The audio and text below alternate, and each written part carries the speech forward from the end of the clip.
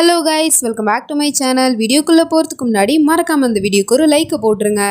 Last பார்ட்டில் நம்ம ஹீரோயினியை தேடி ஒரு ஹாஸ்பிட்டலுக்குமே வந்திருப்பான். அங்கே அவள் இல்லை அப்படின்னு தெரிஞ்ச உடனே அவன் இங்கேருந்து கிளம்பிடுறான். பட் நம்பிக்கையை இழக்கலை.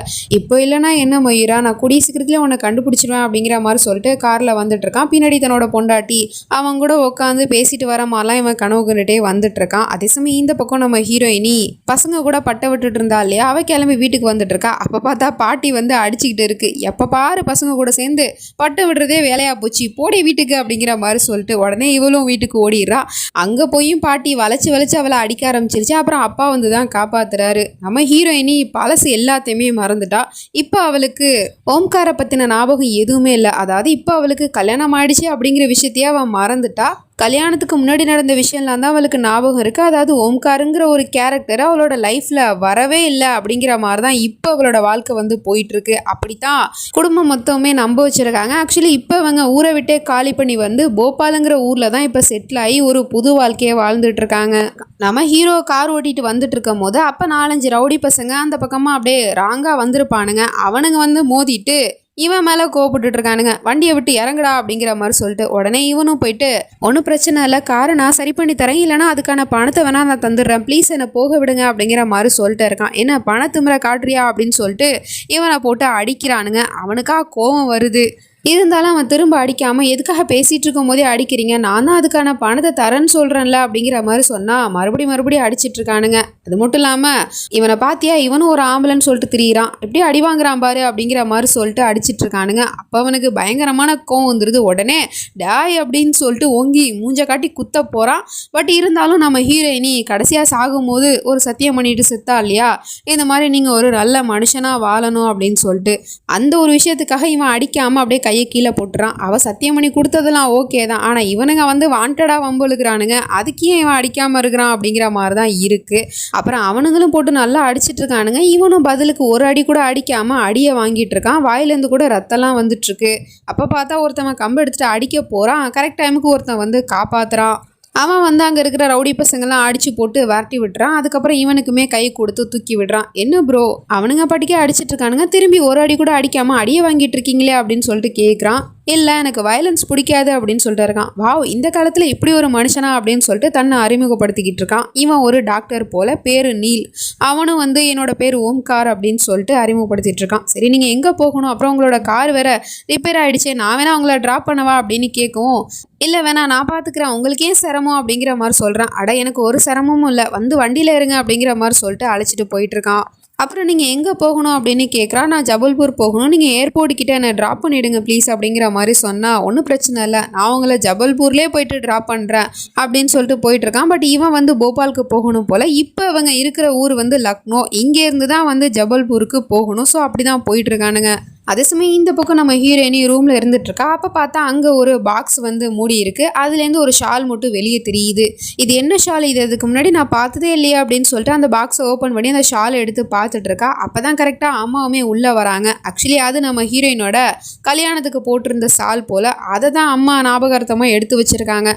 உடனே அதை போயிட்டு பிடுங்குறாங்க. ஏன்னம்மா இந்த ஷால் எப்போ வாங்கினீங்க அப்படின்னு கேட்டால், அதுவும் அம்மா நேற்று தான் நான் மார்க்கெட்டுக்கு போனேன், அப்போ தான் இந்த ஷாலை வாங்கினேன் அப்படின்னு சொல்லிட்டு இருக்காங்க. அப்போ எல்லாருமே வந்துடுறாங்க.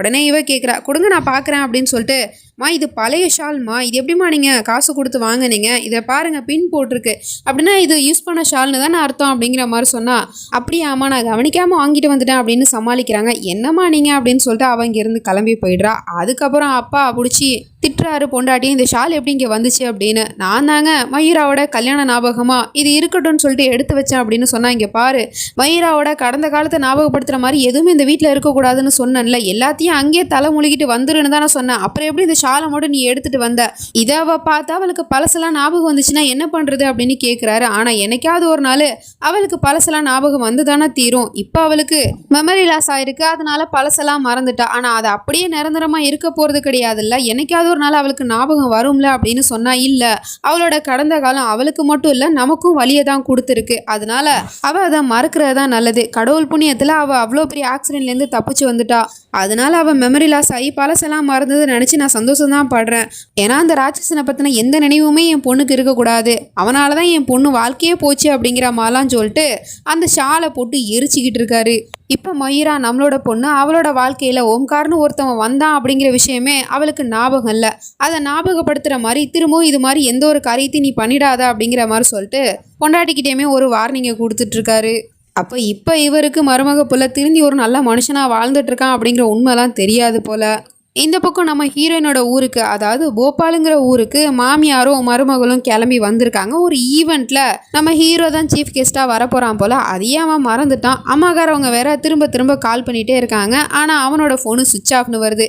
இந்த பையன் எங்கே போனான்னு தெரியலையே அப்படிங்கிற மாதிரி சொல்லிட்டு புலம்பிட்டு இருக்காங்க. அதுக்கப்புறம் நேரம் ஆயிடுச்சு, இன்னும் சர்தார்ஜி வரலையா அப்படின்னு கேட்டால் தெரியல, அவன் ஏதாவது டிராஃபிக் ஜாமில் மாட்டியிருப்பான், வந்துடுவான் அப்படிங்கிற மாதிரி சொல்லிட்டு இவங்க போயிட்டு மேடையில் பேசிகிட்டு இருக்காங்க. பார்த்தா நம்ம ஹீரோயினுமே அதே ஈவெண்ட்டுக்கு தான் வந்திருக்கா ஃப்ரெண்டு கூட. ஆக்சுவலி ஒரு பட்டம் விடுற போட்டி தான் இங்கே நடக்க போகுது போல். அதுக்கான ஈவெண்ட் தான் நடந்துட்டுருக்கு.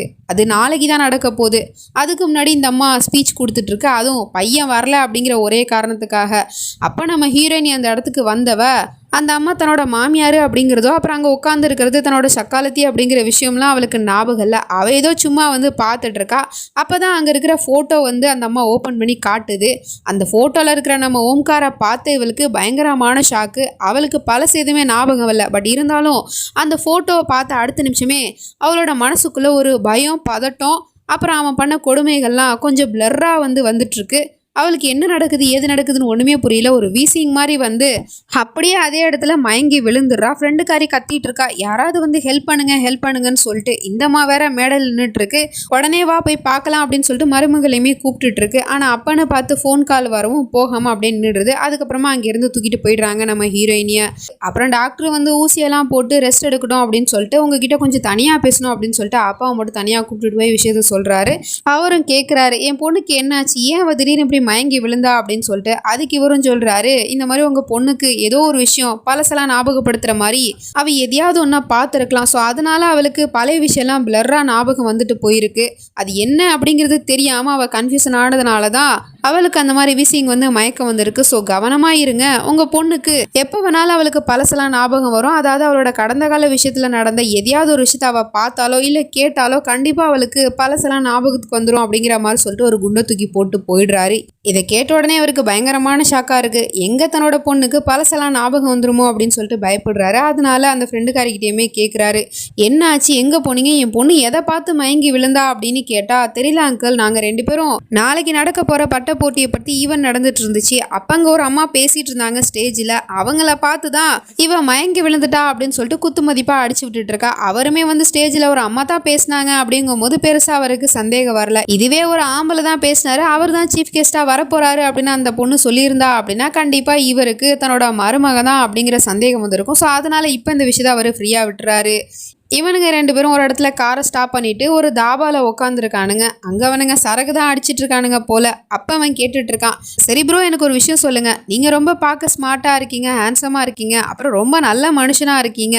அப்படி இருக்கும்போது உங்களை மாதிரி பையனை பொண்ணுங்க பார்த்தாங்க அப்படின்னா கண்டிப்பாக விழுந்திருப்பாங்களே. எனக்கு தெரிஞ்சு உங்களுக்கு 2-3 கேர்ள் ஃப்ரெண்டு இருக்கணும். உங்களோட லைஃப்பில் அப்படி எத்தனை பேர் இருக்காங்க, யார் அது சொல்லுங்க அப்படிங்கிற மாதிரி சொல்லிட்டு இவன் கேட்டுட்டு இருக்கான்.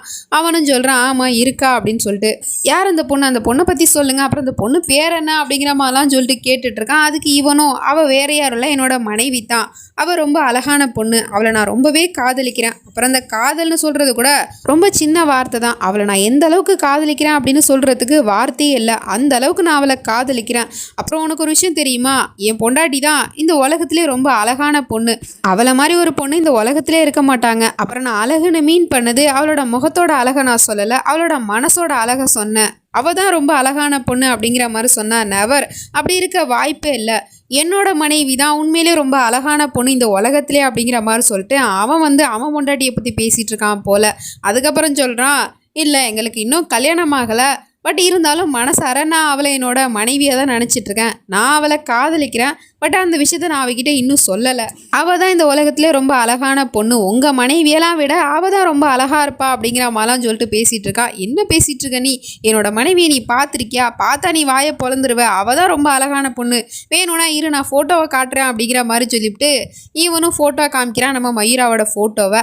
அவன் குடிச்சிருக்கான் இல்லையா, ஸோ அதனால் அந்த ஃபோட்டோ அவனுக்கு பிளர்ராக தான் தெரியுது. நம்ம ஹீரோயினோட முகம் வந்து அவனுக்கு தெரியலை. அப்படி இருந்துமே பார்த்துட்டு ஓகே தான் அழகாக இருக்காங்க அப்படின்னு சொன்னால், என்ன ஓகேவா, எவ்வளோ அழகாக இருக்கா பாரு என்னோட பொண்டாட்டி அப்படிங்கிற மாதிரி சொல்லிட்டு மாறி மாறி என் பொண்டாட்டி தான் அழகாக இருக்கா, என் காதலி தான் அழகாக இருக்கா அப்படின்னு சொல்லிட்டு பேசிகிட்டு இருக்கானுங்க. அதுக்கப்புறம் நம்ம ஹீரோயினி அங்கே வர மாதிரியும் அவள் கூட சேர்ந்து இவன் டான்ஸ் ஆடுற மாதிரியெல்லாம் வழக்கம் போல் கனவு காண்டுட்டு இருக்கான். அதுக்கப்புறம் 2 பேருமே குடிச்சிருக்கானுங்க இல்லையா, ஒரு இடத்துல மட்டையாயிடுறானுங்க. எனக்கு தெரிஞ்சு 2 பேருமே ஒருத்தியை பற்றி தான் பேசிகிட்டு இருக்கானுங்க, அதாவது நம்ம ஹீரோயினியை பற்றி தான் பேசிகிட்டு இருக்கானுங்க அப்படிங்கிற விஷயம் எனக்கு கெஸ் ஆகுது. ஸோ என்ன ஏதுங்கிறதுலாம் நம்ம வெயிட் பண்ணி தான் பார்க்கணும். நெக்ஸ்ட் நினச்சி நம்ம அடுத்த பாட்டில் பார்த்து தெரிஞ்சுப்போம். அது வரைக்கும் பை ஃப்ரெண்ட்ஸ்.